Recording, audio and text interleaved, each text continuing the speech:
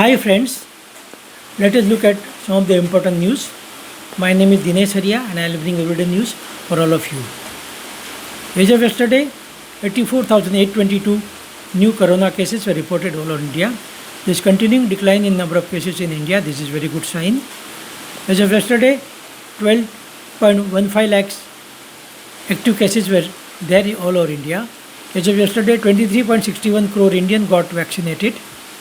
Still, 5 states which account for almost 50% of cases are Tamil Nadu, Karnataka, Kerala, Maharashtra and Andhra Pradesh.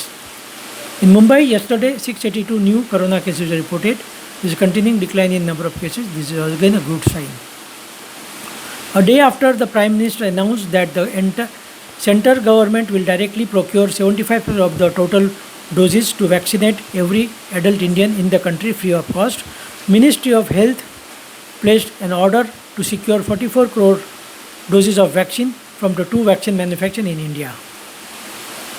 The district administration on Tuesday ordered the sealing of the Sri Paras Hospital, a prominent hospital in Agra, following a purported video clip of its owner where he talks about how the hospital cut off oxygen supply to COVID-19 patient for 5 minutes as a part of the mock drill to find out who will die.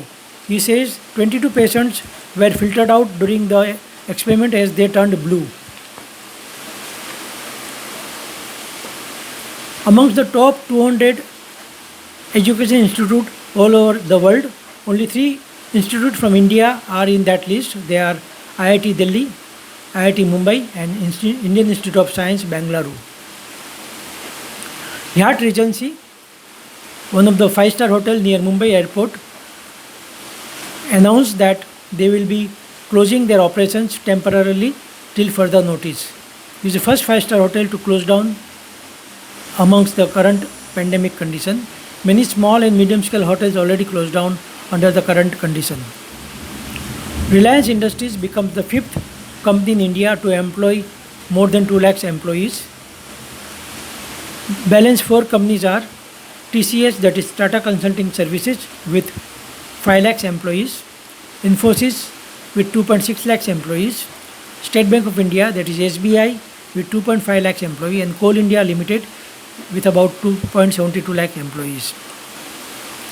World Bank on Tuesday projected Indian economy to grow at 8.3% during the current financial year from 1st April 2021.